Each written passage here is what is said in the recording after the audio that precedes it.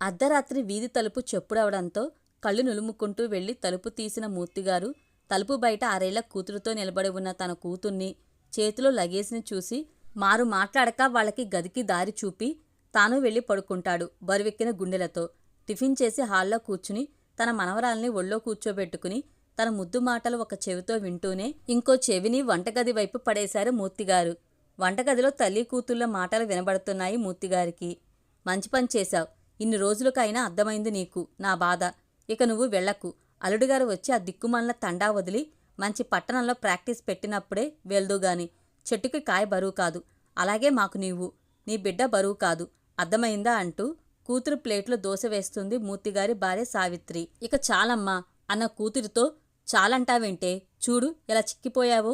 ఆ దిక్కుమాల తండాలో సామాన్లవి దొరక్క ఏం వండుకుని తింటున్నావో ఏమో. ఇప్పటికైనా కడుపు నిండా తిని కంటి నిండా నిద్రపో. రామ్ గురించి అస్సలు ఆలోచించుకు, అర్థమైందా అంటారు టమాటా చట్నీ ప్లేట్లో వేస్తూ. అమ్మా, ఈ చట్నీ అంటే రామ్కి చాలా ఇష్టం, అది నీ చేత్తో చేస్తే ఇంకా ఇష్టం అంటుంది సీత. భర్త అక్కడ టిఫిన్ తిన్నారా లేదా అన్న దిగులు ముఖంతో. బాగుంది సంబరం, ఇప్పుడే కదే అతని గురించి ఆలోచించవద్దా అంటే మళ్ళీ అత్తగాడి గురించే చెప్తున్నావు అంటారు సీత చేతిలో ప్లేట్ తీసుకుంటూ సావిత్రిగారు. నే పడేస్తా అమ్మా అని సీత అంటున్నా, అక్కడ నువ్వు ఒక్కత్తవే పనులు చేసుకుంటూ ఉంటావు, ఇక్కడైనా కాస్త విశ్రాంతి తీసుకో తల్లి అంటూ. చెప్పడం మర్చాను, మన విక్రమ్ లేడు, వాడు మొన్ననే ₹1,00,00,000 పెట్టి బీచ్ రోడ్లో ఫ్లాట్ కొన్నాడంట. మీ అత్త ఫోన్ చేసి గృహప్రవేశానికి రమ్మని చెప్పింది. నా మాట విని ఉంటే నువ్వు ఆ ఇంట్లో కుడికాలు మోపి మొట్టమొదటి ఇంట్లోకి వెళ్లేదానివి. నా మాట వినకుండా నీకు నచ్చిన వాడిని పెళ్లి చేసుకున్నావు. అయినా ఇప్పటికీ కొంపలు మునిగిపోలేదు. రామ హస్తవాసి మంచిది, అతడు ఎక్కడ ప్రాక్టీస్ పెట్టినా కోట్లు సంపాదిస్తాడు, ఆ తండాలో తప్ప. ఇప్పటికైనా నీ మీద ప్రేమతో కూతురు భవిష్యత్తు దృష్టిలో పెట్టుకుని అక్కడి నుండి వచ్చేస్తే మంచిది. అలా జరిగి మీరు బాగుంటే ఆ 7 కొండల స్వామి 7 కొండలు కాలినడకన వెళ్ళను అంటారు కూతురు తలపై ప్రేమగా నిమురుతూ సావిత్రిగారు. ఇదంతా వింటున్న మూర్తిగారికి ఏమీ పాలుపోక టీవీ చూస్తుంటే టీవీలో తెలుగు వీర లేవరా దీక్షభూని సాగరా అని అల్లూరి సీతారామరాజు మూవీలో పాట వస్తుంటే అతను ఎవరు తాతయ్య అని అడిగిన మనవరాలితో అతను అల్లూరి సీతారామరాజు, మన్యం వీరుడు, తను పుట్టిన నేల కోసం, తన వారి కోసం, వారి బాగోగుల కోసం పాటుపడ్డ వీరుడు అంటారు ఉద్వేగంతో మూర్తిగారు. అంటే మా నాన్నలాగా అంటుంది చిన్నారి చిట్టి. చిట్టి మాటలకి ఆశ్చర్యపోతూ, అవును, అచ్చు మీ నాన్నలాగే తల్లి, ఇంత చిన్న వయసులోనే నీకు అర్థమైంది, కానీ నా కూతురికి అర్థం కావడం లేదు అనుకుంటాడు బాధగా కుర్చీలో వెనక్కి వాలి. గతం గుర్తుకు తెచ్చుకుంటూ, మూర్తి ఒక ఉపాధ్యాయుడు, తన వద్ద ఎంతోమంది చదువు నేర్చుకున్నారు. వాళ్లలో రామరాజు ఒకడు. వాళ్ళందరూ చదువుని చదువులాగే చూస్తే రామరాజు మాత్రం చదువుని భవిష్యత్తుకు పునాదిగా భావిస్తూ ఒక్కో మెట్టు ఎక్కుతూ తన లక్ష్యానికి చేరువయ్యాడు. అందుకే అతనికి రామరాజు అంటే ఇష్టం. రామరాజుది విశాఖ జిల్లా పాడేరు మండలంలో ఒక చిన్న తండా.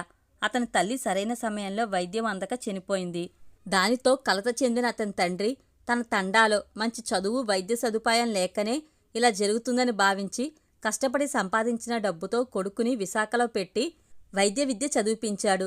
తను ఎందుకు చదువుకుంటున్నాడో తెలుసు కాబట్టే రామరాజు కూడా చదువుపైన దృష్టి అంతటినీ పెట్టి వైద్య విద్య పూర్తి చేసి అతని తండాలోనే ప్రాక్టీస్ పెట్టాలని అనుకున్నాడు. సీతామూర్తిగారి ఒక్కగానొక్క కూతురు డిగ్రీ చేసి బీఎడ్ చేసింది. తనకి తండ్రి వద్ద చదువు అయిపోయినా అప్పుడప్పుడు వచ్చి పలకరించే రామరాజు అంటే చాలా ఇష్టం. ఈ కాలంలో కూడా రామరాజులా అంటే మంచి వ్యక్తులు ఉంటారా అని సీత ఎప్పుడూ అనుకునేది.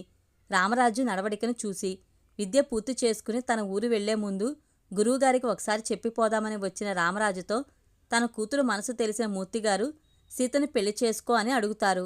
దానికి రామరాజు తను చిన్నప్పుడు తన తండ్రికి ఇచ్చిన మాట ప్రకారం తన తండాలోనే ప్రాక్టీస్ పెట్టడం గురించి వారికి చెప్పి సీత నాతో అక్కడ ఉండగలదు అని అనుకుంటేనే పెళ్లి చేయమని చెప్తాడు.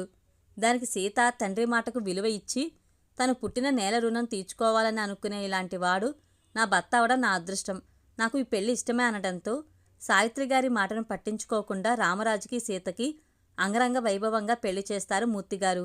కొన్ని రోజులు బాగానే గడిచిన బిడ్డ పుట్టాక సీతకి ఆ తండా నచ్చకపోవడం మొదలైంది.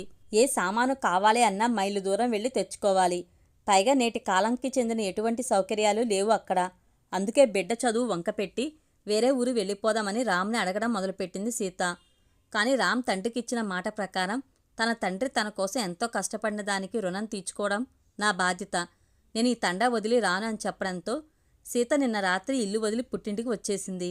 ఇలా గతంలో ఉన్న మూర్తిగారు కూతురి అలికిడికి వర్తమానంలోకి వచ్చి తన పక్కనే కూర్చుని అల్లూరి సీతారామరాజు సినిమా చూస్తూ భర్తనే తలుచుకుంటున్న కూతురి ముఖం చూసి తలపై చేయి వేసి, చూడమ్మ సీత, మీ ఆడపిల్లలు పెళ్లికి ముందు మీకు కాబోయేవాడు మంచి మనిషి అయి ఉండాలని కోరుకుంటారు. పెళ్ళైన తర్వాత మనీ మనిషి అయి ఉండాలని కోరుకుంటారు. మంచి మనీ రెండూ ఒక దగ్గర ఉండడం అరుదు తల్లి. ఆ రెంటికి సఖ్యత సరిగ్గా ఉండదు. పెళ్లికి ముందు రామ్లో నీకు నచ్చిన గుణం పెళ్లి తర్వాత ఎందుకు నచ్చలేదు? అది అంటూ సీత ఏదో చెప్పబోతుంటే, నేను చెప్పనా కారణం ఏంటి అంటే, నువ్వు చూస్తున్న దృక్కోణం.